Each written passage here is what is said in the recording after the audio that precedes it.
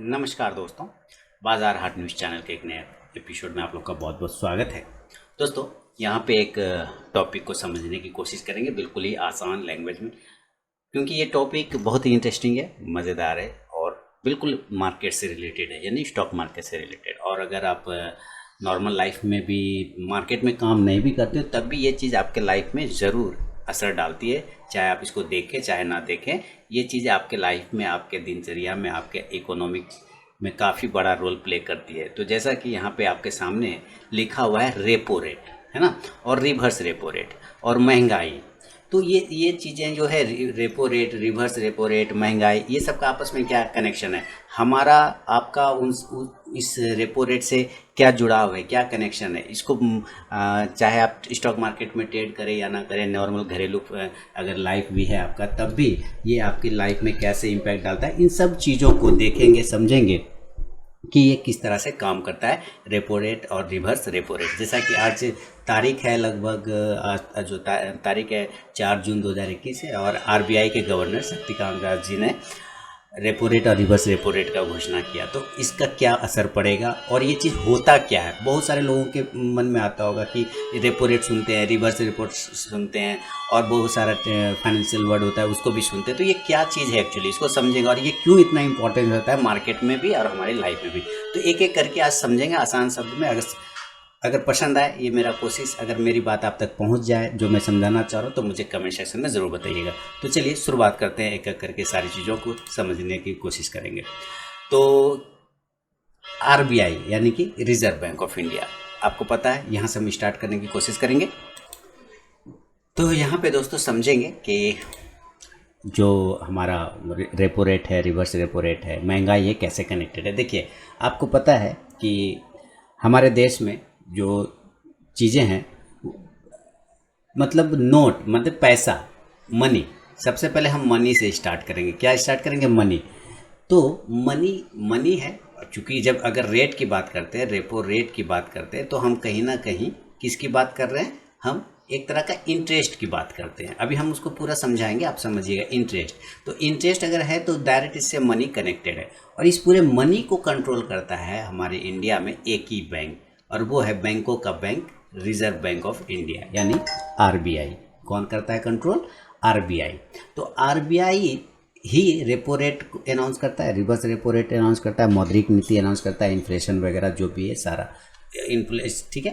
तो उस चीज़ को क्या कहा जाता है? आरबीआई मॉनेटरी पॉलिसी कहा जाता है। क्या कहा जाता है? यानी कि मौद्रिक नीति, हिंदी में अगर बोले तो मौद्रिक नीति। जब आरबीआई कोई चीज़ घोषणा करती है जिसमें repo rate, reverse repo rate, inflation rate ये सारे रहते हैं, तो उसको मौद्रिक नीति के नाम से जाना जाता है।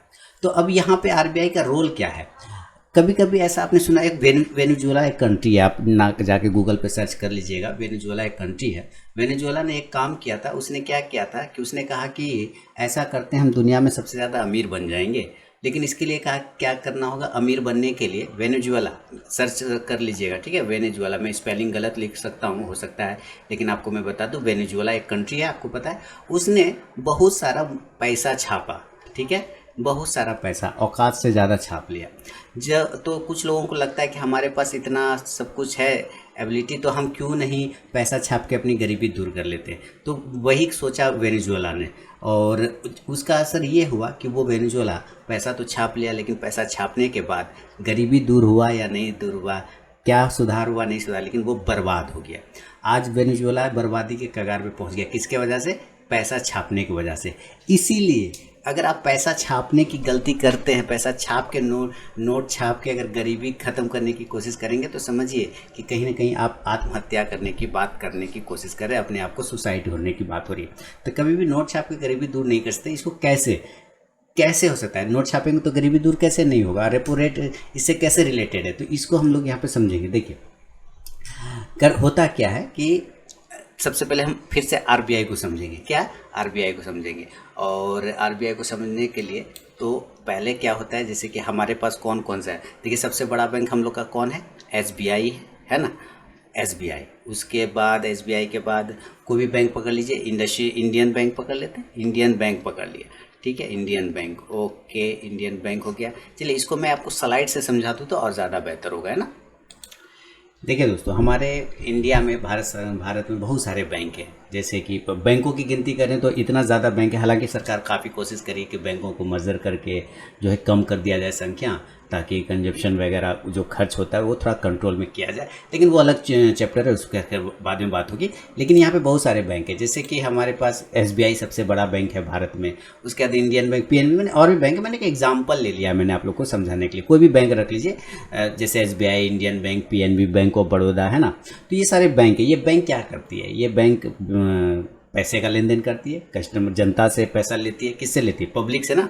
पैसा किससे लेती है? तो वो पब्लिक से लेती है। चलिए, तो पब्लिक से जब वो पैसा लेती है, पब्लिक से पैसा लेती है, पब्लिक से पैसा जमा लेती है, ठीक है, और पब्लिक को पैसा देती भी है। यानी क्या देती है? लोन देती है। क्या देती है? लोन देती है। यानी कि अगर आपको पैसे की ज़रूरत है तो आप कहाँ जाते हैं? पब्लिक को पैसे की ज़रूरत होती है, बैंक में जाते हैं। या तो SBI में जाएंगे, या इंडियन बैंक में जाएंगे, या किसी भी और भी बैंक में जाएंगे, और आपको वहाँ पे आराम से इजीली लोन पर आपको पैसा मिल जाता है। आप शॉपिंग मॉल या कहीं भी जाएंगे तो आप आजकल तो EMI फैसिलिटी आ गया। कहता है आप लोन ले, आपको लैपटॉप चाहिए 30,000 वाला, 50,000 वाला, नहीं है तो लीजिए ना, बजाज फिनसर्व का कार्ड है, आप बजाज फिनसर्व का कार्ड बना लीजिए, EMI पे चुकाते रहिएगा। ऐसा देखा होगा आप लोगों ने। तो वो क्या आपको कार्ड बना के पैसे दे देती है और उस पर आपका EMI से कट जाता है। तो क्या एक्चुअल अमाउंट कटता है? नहीं। अगर मान लेते किसी लैपटॉप का दाम 30,000 है, तो जब वो EMI पे देती है, यानी कि क्या एक तरह का एक लोन प्रोवाइड करती है, और वो लोन किसी न किसी बैंक से रहता है जुड़ा हुआ। तो वो लोन आपको, अगर 30,000 का आपको लोन मिल रहा है, तो आपसे वसूलेगा एक रेट पे, एक इंटरेस्ट रेट पे, लगभग वो आपसे 36,000 या 40,000 के आसपास वसूल कर लेता है। ठीक है, एक तरह का मोटा मोटी, वो कम ज़्यादा भी हो सकता है। तो ये पैसे का लेन देन करती है ये सारे बैंक। पैसा पब्लिक को देती है और पब्लिक से फिर वो इंटरेस्ट लेती है। लेकिन ज़रा सोचिए कि अगर यही बैंक में पैसा ख़त्म हो जाए, इसी सारे बैंक में पैसा ख़त्म हो जाए, तो ये कहाँ जाएगी?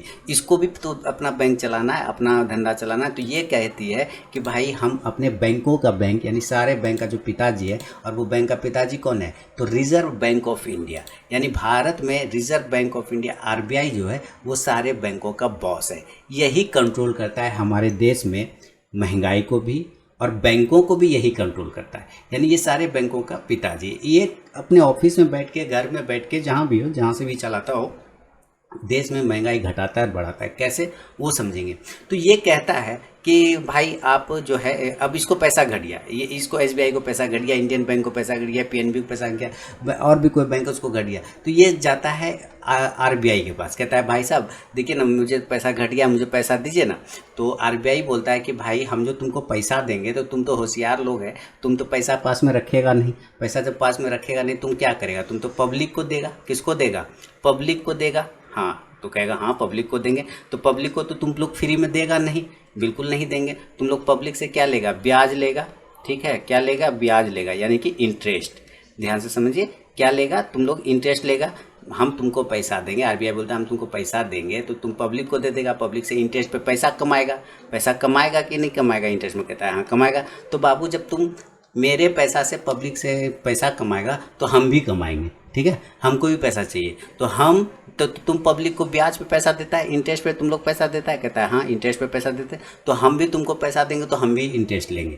क्या? हम भी इंटरेस्ट लेंगे। ठीक है, तो RBI जिस इंटरेस्ट रेट पर, जिस ब्याज रेट पे, ध्यान से समझिए, RBI जिस ब्याज रेट पे बाकी बैंकों को पैसा प्रोवाइड करती है, जिस ब्याज रेट पर, जिस इंटरेस्ट रेट पे RBI बाकी बैंकों को पैसा प्रोवाइड करती है, वो रेट कहलाता है रेपो रेट। क्या कहलाता है? Repo rate. समझिए, RBI जिस ब्याज रेट पर दूसरे बैंकों को पैसा प्रोवाइड करती है, पैसा देती है कर्जे के रूप में, वो इंटरेस्ट रेट क्या कहलाता है? Repo rate. तो आज जैसे शक्तिकांत दास साहब ने, RBI के जो गवर्नर हैं, उन्होंने कितना रेपो रेट का कहा कि भाई रेपो रेट नहीं बदलेगा, यानी 4% अभी का रेपो रेट है। क्या चल रहा है? 4%। यानी RBI किसी भी बैंक को पैसा घटने पे जो पैसा देती है, वो कितने % पर देती है? 4% पे देती है। क्लियर? अब समझ में आया कि रेपो रेट किसको बोलते हैं? RBI जिस इंटरेस्ट रेट पर दूसरे बैंकों को पैसा प्रोवाइड करती है, वो इंटरेस्ट रेट रेपो रेट कहलाता है। और वर्तमान में इसका परसेंटेज कितना है? 4%, 4% पे। ठीक है, ये हो गया। तो ये क्या बोलता है कि ठीक है तो तुम ले लिए, तो अब पैसा मिल गया इसको, ये खुश हो गया, सारे बैंक लोग। अब ये फिर गया और बैंक पब्लिक लोगों को देना स्टार्ट कर दिया। अब समझिए पब्लिक मतलब हो गया, ये देखिए इसका कुछ होता है, इसका रीपर्चेजिंग ऑप्शन करके आता है, तो इसको हम लोग बाद में समझेंगे, लंबा चौड़ा गूगल करेंगे तो आपको वहाँ पे मिल जाएगा रेपो रेट फुल फॉर्म। तो रीपर्चेजिंग ऑप्शन करके कुछ आता है इस तरह का, ठीक है। तो यहाँ कितना होता है 4% पे मिलता है इसको। अब ये कहता है कि अगर हम तुमको 4% पे देंगे, ठीक है, बैंक अब दूसरा बैंक जो है पब्लिक को आगे पैसा बढ़ाएगी, तो अब जो है दूसरे बैंक क्या करेंगे कि अब आप जाइएगा, पब्लिक जाएगी इस बैंक के पास, पीएनबी के पास गए, हम चले गए या आप चले गए, कोई भी चले गए, और कहेगा भैया हमको जो है घर बनाना है, ये करना है, वो करना है, हमको क्या चाहिए, लोन चाहिए। तो बैंक कहेगा बिल्कुल ले लो लोन, क्या दिक्कत है। अब देखिए मान लेते हैं कि आरबीआई अभी तो 4% रखा है, अभी 4% रखा है मान लेते हैं, ठीक है। तो अब आरबीआई ने 4% पे ये लोग को दिया है, तो अब आप जाइएगा लेने इंडियन बैंक, पीएनबी या एसबीआई, तो ये आपको 4% पे देगा क्या, नहीं देगा ना, 4% पे नहीं देगा, क्योंकि 4% तो बेचारा खुद लिया हुआ है आरबीआई से। तो ये आपको हो सकता है कितने % पे देगा लोन, कितने % पे देगा, पब्लिक को कितने % पे लोन देगा, जरा सोचिए, बढ़ा के ही तो देगा, तभी तो बैंक को फायदा होगा ना। तो ये आपको कम से कम मान लेते हैं कि एक बैंक कहेगा अच्छा 4% पे हम लिए, तो हम पब्लिक को दे देते हैं 10% पे। कितना पे देते हैं, 10% या 8%, 9%, 12%, कुछ भी। तो जो दर पब्लिक को जो बैंक लोन प्रोवाइड करती है, जिस रेट पर, जिस इंटरेस्ट रेट पर पब्लिक को बैंक लोन प्रोवाइड करती है, उसको कहते हैं बेस रेट। क्या बोलते हैं, BASE, base, RATE rate, base rate. ये फिर जो फाइनेंशियल सेक्टर के लोग हैं, कॉमर्स के लोग हैं, वो समझ जाएंगे इस बार, उसको कहते हैं बेस रेट। यानी अब समझिए, रेपो रेट पर आरबीआई से मिला दूसरे बैंक को, रेपो रेट से दूसरे बैंक ने आरबीआई से पैसा लिया, और बेस रेट पर उसी बैंक ने पब्लिक को थमा दिया। तो जो पब्लिक को जिस रेट पर लोन मिलता है, पैसा मिलता है बैंकों के थ्रू, वो है बेस रेट, और बैंक को आरबीआई से जिस इंटरेस्ट रेट पर पैसा मिला है उसको कहते हैं रेपो रेट। क्लियर हो गया, दो चीज समझ में आ गया आपको, रेपो रेट और बेस रेट आपको क्लियर हो गया, कहीं कोई प्रॉब्लम वाली बात नहीं। आगे बढ़े फिर से, चलिए अब हम समझेंगे लिक्विडिटी किसको बोलते हैं। देखिए ये सारे चीज, सारे पार्ट हैं मौद्रिक नीति के, इन्फ्लेशन का, रेपो रेट का, सब पार्ट है, मैं एक एक करके समझा रहा हूँ।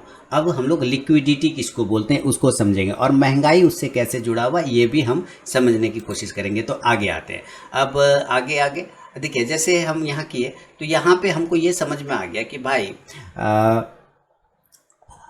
बैंक ने लोन दे दिया पब्लिक को। क्या किया, हम लोग कहाँ पे थे कि पब्लिक को लोन मिल गया, पब्लिक है, पब्लिक को क्या मिल गया, लोन मिल गया। और क्या % पे मिल गया, पब्लिक को मान लेते 10% पे मिल गया, क्योंकि 4% पे तो इसने लिया हुआ है, 4% पे तो आरबीआई से लिया हुआ है, और ये 4% क्या है, रेपो रेट कहलाया। क्लियर ना, आरबीआई से जो मिला वो रेपो रेट कहलाए, और इस पर से जो ये 10% पे पब्लिक को दिया, इसको क्या कहते हैं, बेस रेट। बेस रेट हमेशा ज़्यादा होता है रेपो रेट से, क्योंकि जब बैंक पैसा ही नहीं कमाएगा तो आरबीआई को पैसा चुकाएगा कैसे। 4% पे लेके अगर वो आपको 2% पे देगा तो उसको फायदा नहीं ना होगा, ठीक है। तो पब्लिक को इसने लोन दे दिया, चलिए लोन ले लिया पब्लिक। अब मान लेते हैं आया कि भाई इसके पास इसके पॉकेट में आ गया कितना, 2 लाख रुपया, 50,000 रुपया, कुछ भी, मैं मान के चलता हूँ कि आपने 2 लाख रुपया इसने एक लोन ले लिया किसी व्यक्ति ए ने, ठीक है, किसी व्यक्ति ए ने 2 लाख रुपया ले लिया, 11,000, 10,000 लाख, 2 लाख रुपया। तो 2 लाख रुपया पे इसको कितना इंटरेस्ट देना पड़ेगा, 10%। 2 लाख रुपया पे इस ए व्यक्ति को बैंक को कितना चुकाएगा, 10% के इंटरेस्ट रेट देना पड़ेगा। और वो कैसे देगा, वो एनुअली देगा, यानी सालाना दर होता है। यानी कि इंटरेस्ट रेट कैसे लगता है, साल में लगता है। यानी कि 2 लाख का अगर हम 10% करेंगे तो कितना उसको देना पड़ेगा साल में, उसको देना पड़ेगा, अगर आप इसका 10% निकालेंगे तो कितना आएगा, 20,000 रुपया। यानी साल में उसको 20,000 रुपया बैंक को एक्स्ट्रा देना पड़ेगा हर साल के लिए। अब चाहे वो लोन आप 3 साल के लीजिए कि 5 साल के लिए लीजिए, उस तरह से आपको 20,000 रुपया करके हर साल इंटरेस्ट खाली देना होगा। ये मूल अमाउंट तो देना ही देना होगा, 20,000 तो आप उसको, 2 लाख तो उसको आप चुकाएंगे ही चुकाएंगे, लेकिन ये एक्स्ट्रा बैंक आपसे लेता रहेगा 2 लाख रुपया 10% के हिसाब से। क्लियर है ना।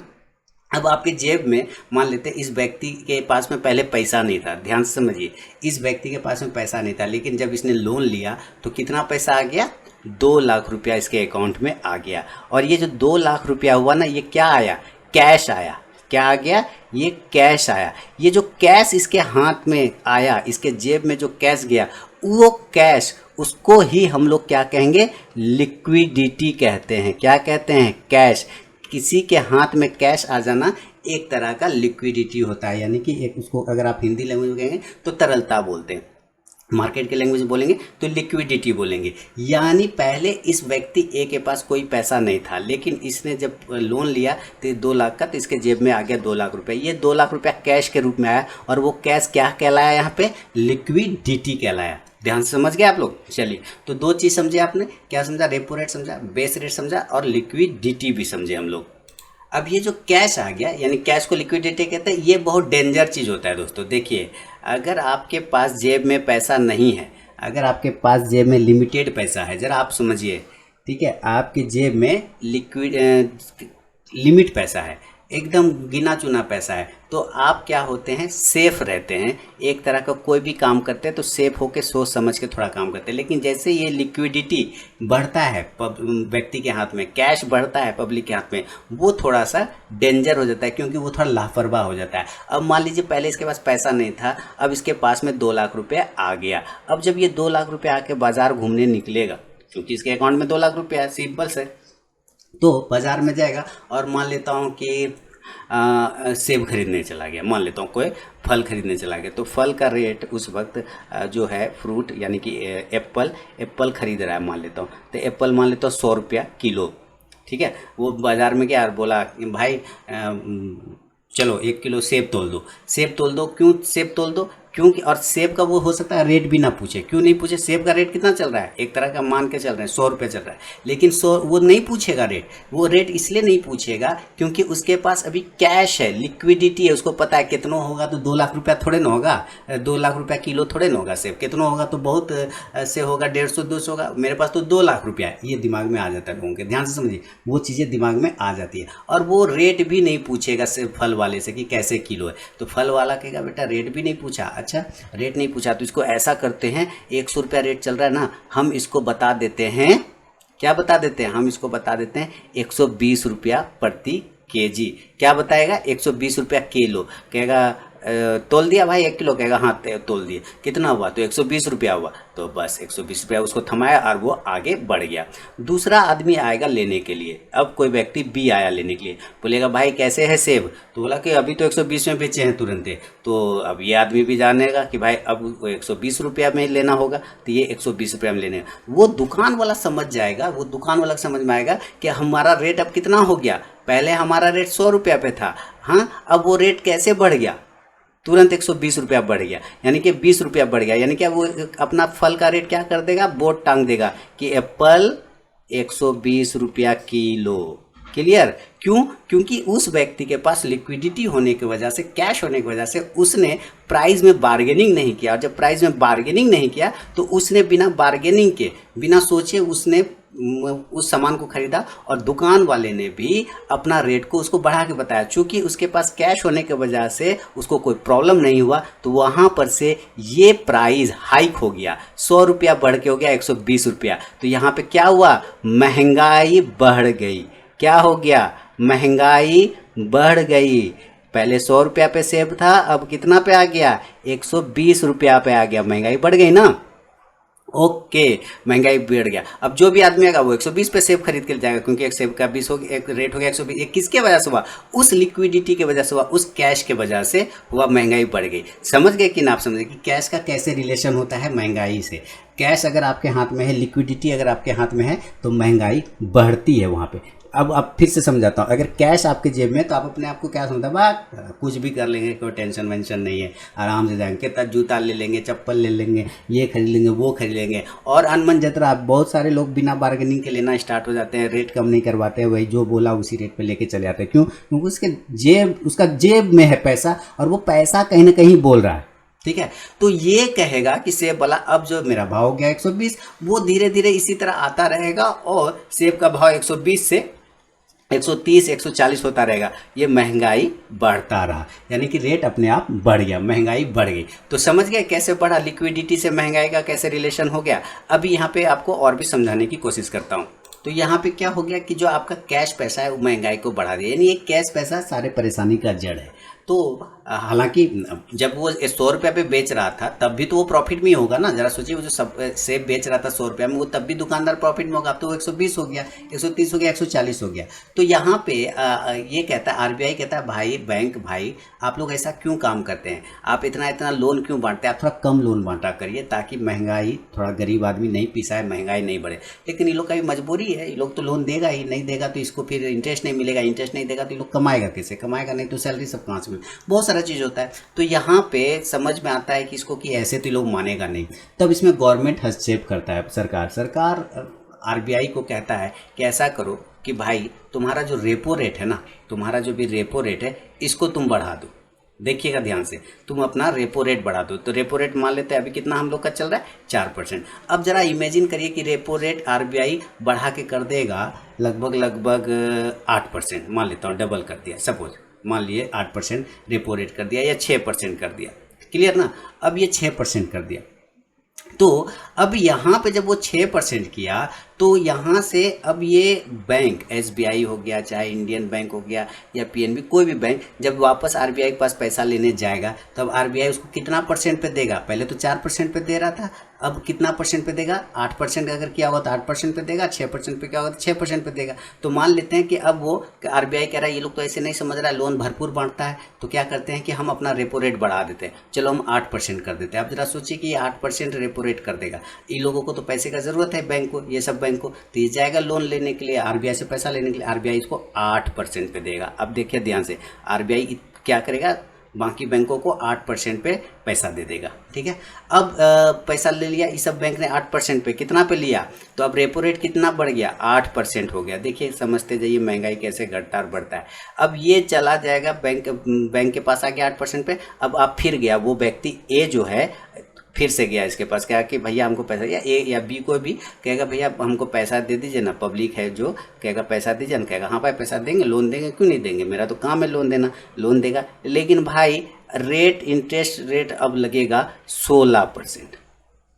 कितना लगेगा, 16%, क्योंकि 8% पे तो बेचारा ही बैंक ने खुद उठाया है माल, है ना, 8% पे, तो प्रॉफिट लेके ही तो लेगा, उसका कम से कम अपना इंटरेस्ट रेट बढ़ाएगा। तो अब बेस रेट चेंज हो गया, लीजिए क्या हो गया, चेंज हो गया बेस रेट, यानी कि 16% पे अब वो उसको देने लगे। तो अब यहाँ पे यानी कि बेस रेट और रेपो रेट कोई भी स्थिर नहीं है, ये सारा चेंज होता है, चेंजेबल है, सारा समय समय पर चेंज होते रहते हैं, ठीक है। ये फिक्स नहीं होता है कि एक बार फिक्स कर दिया तो फिक्स हो गया, तो चेंज हो गया। अब ये सोचिए, ये जो व्यक्ति ए है ये कहेगा बाप रे बाप 16% हमको, हाँ पहले तो इतने लगता था, अभी हमको 16% देना पड़ेगा। तो ये क्या करेगा कि ये लोन लेगा ही नहीं, ठीक है, ये लोन लेगा ही नहीं, या लेगा तो भी बहुत कम लोन लेगा। जब कम लोन लेगा तो इसके पास कैश भी क्या आएगा, कम कैश आएगा, पब्लिक के पास कैश भी तो कम आया। यानी कि पहले 8% लग रहा था, 10% लग रहा था बेस रेट, अब वो 16% हो गया, यानी कि पब्लिक को अब ज़्यादा इंटरेस्ट रेट बैंक को चुकाना पड़ेगा। तो ये क्यों लेगा, पब्लिक ज़्यादा इंटरेस्ट पे नहीं लेगा,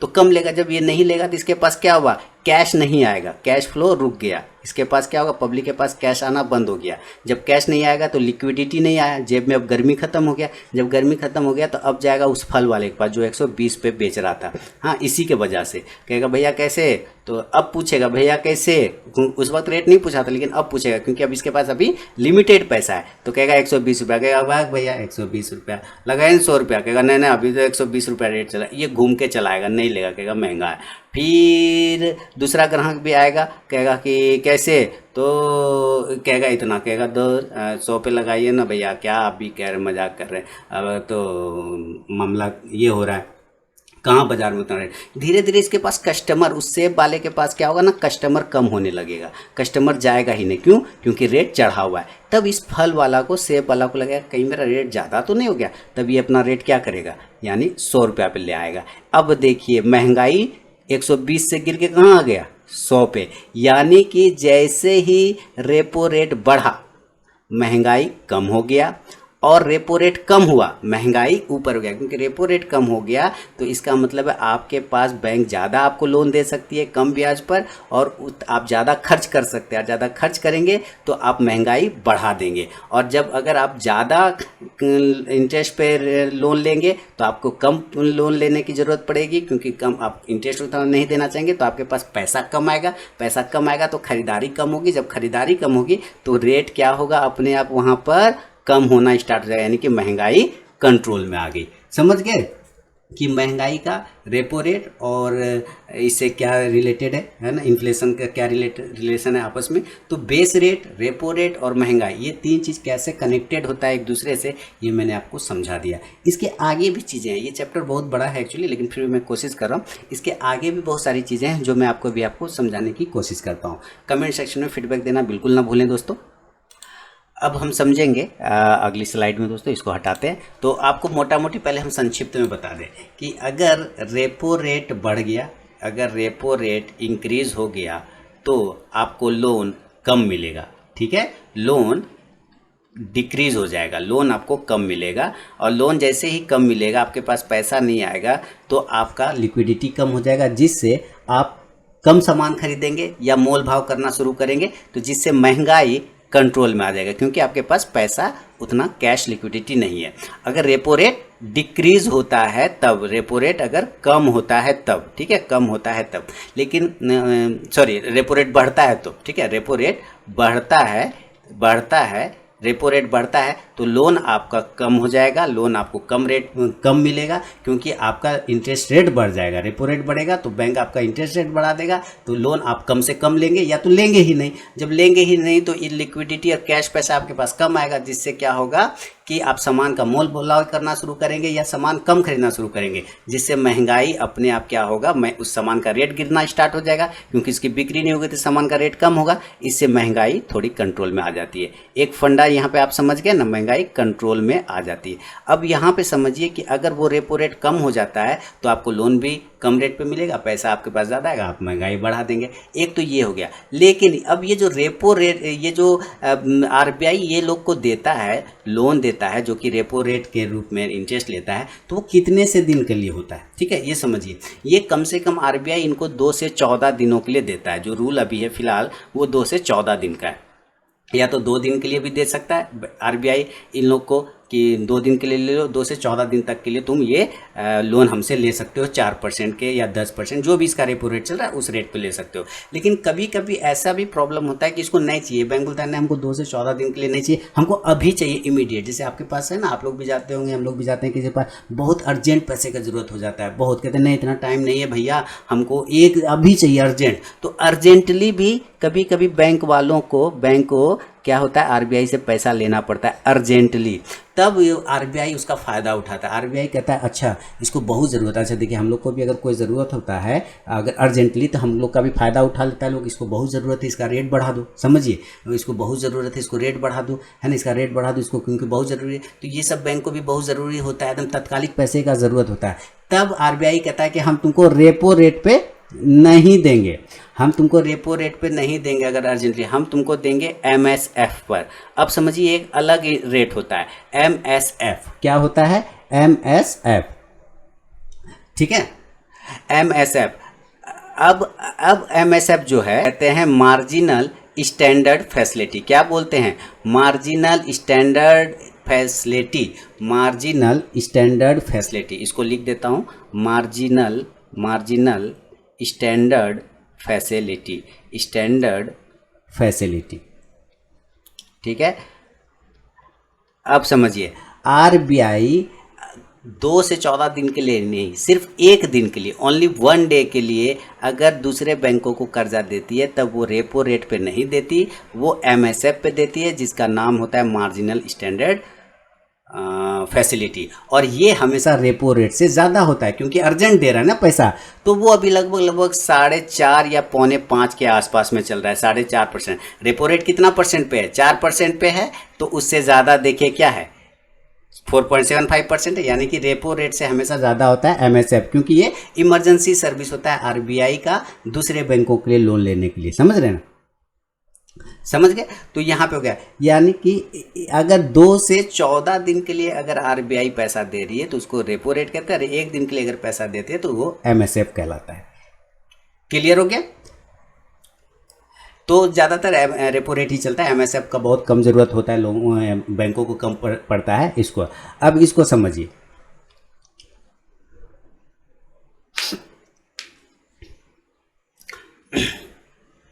तो कितने दिन के लिए समझा आप लोगों ने, फिर से समझाता हूँ। 1 दिन के लिए अगर यहाँ पे समझिए, अगर आरबीआई 1 दिन के लिए इन लोगों को देती है तो वो एमएसएफ पर देती है, मार्जिनल स्टैंडर्ड फैसिलिटी पे, जिसका रेट रेपो रेट से ज़्यादा होता है। और अगर 2 से 14 दिन के लिए देती है तो वो रेपो रेट पे देती है, जिसका कि अभी परसेंटेज आज भी चेंज नहीं हुआ आरबीआई की पॉलिसी में, जो कि अभी फिलहाल 4% के आसपास पे। लेकिन ऐसा भी तो हो सकता है कि 2 से 14 दिन से ज़्यादा के लिए भी ज़रूरत पड़े बैंकों को, तो अगर 14 दिन के बाद यानी लंबे समय के लिए आरबीआई इन लोगों को पैसा देती है तो उसको बैंक रेट बोला जाता है। क्या बोला जाता है? Bank rate. देखिए मैंने कितना चीज़ आप लोगों को समझाया, बैंक रेट। और ये कितना चलता है? ये हमेशा रेपो रेट से ज़्यादा होता है, और वो भी लगभग ये चेंजेबल होता है, ऐसा नहीं कि चेंज नहीं, वो चेंज हो सकता है। अभी लगभग वही 4.5% या 4.6% के आसपास में चल रहा है लगभग जहाँ तक जानकारी मुझे यही। तो ये बैंक रेट चल रहा है, ये फिक्स होता है, ऐसा नहीं कि जो मैंने लिखा है वही जो लिखा है वही ये फिक्स नहीं होता है, ठीक है, ये चेंजेबल होता है। आप ये हमेशा जैसे मौद्रिक नीति हर बार आएगा, कभी 4% कर देगा, कभी 3.5% कर देगा, कभी 5% कर देगा, वो चेंज होता है, ऐसा नहीं कि फिक्स कर दिया तो फिक्स हो गया, ऐसा नहीं, ये चेंजेबल है, वेरिएबल है, ये चेंज होता रहता है। क्लियर हो गया। तो 3 तरह का रेट आरबीआई लगाता है इन बैंकों पे, और बैंक हम लोगों पे एक रेट लगाता है, वो है बेस रेट, जिस पर हम लोगों को ये बैंक देता है, ठीक है। तो कितने चीज हम लोग यहाँ पे समझ गए। अब हम समझेंगे रिवर्स रेपो रेट क्या होता है।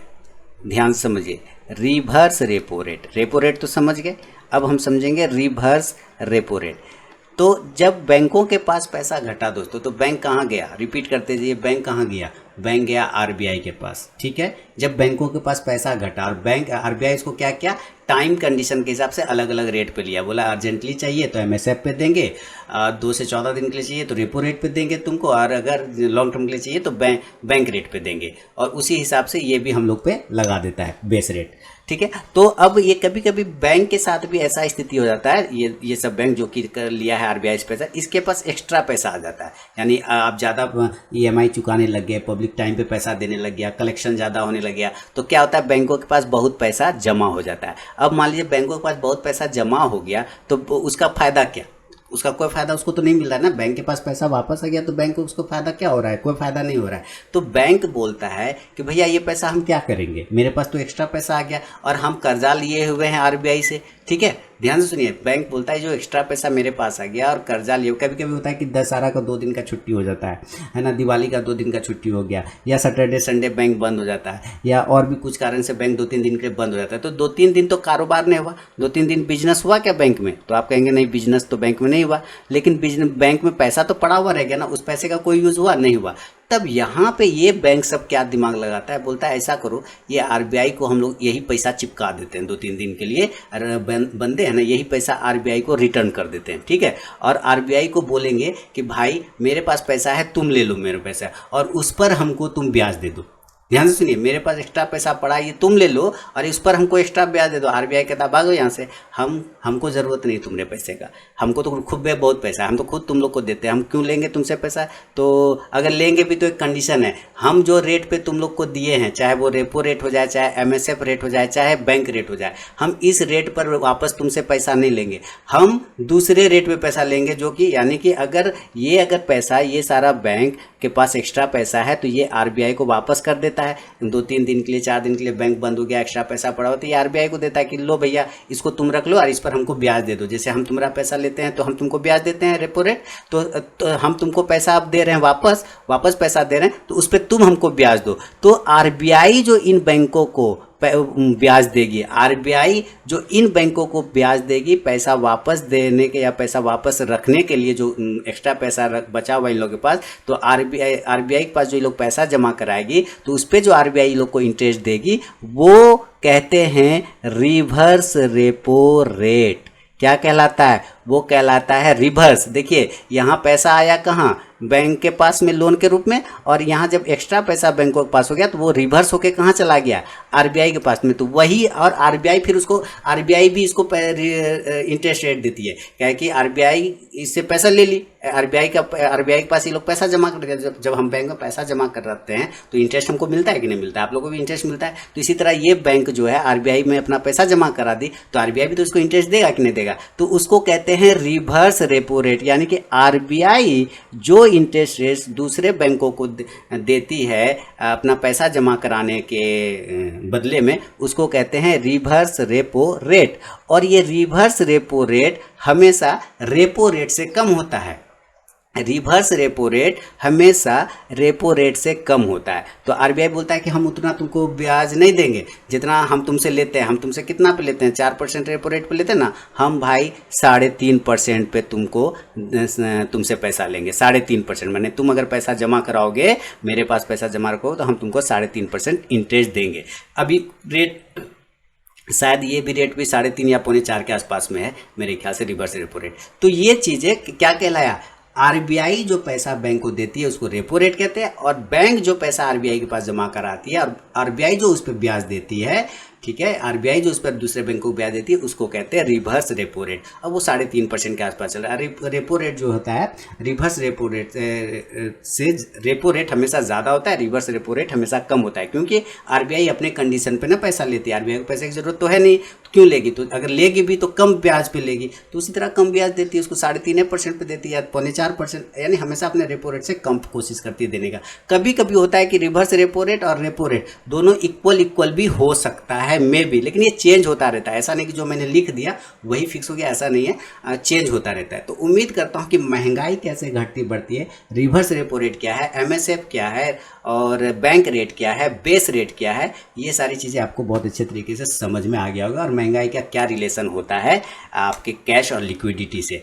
अगर ये चीज़, ये वीडियो पसंद आया हो और समझ में आया हो तो कमेंट करना बिल्कुल ना भूलें, फीडबैक देना जरूर याद रखें। मिलूंगा नेक्स्ट वीडियो में दोस्तों, तब तक के लिए बहुत बहुत धन्यवाद।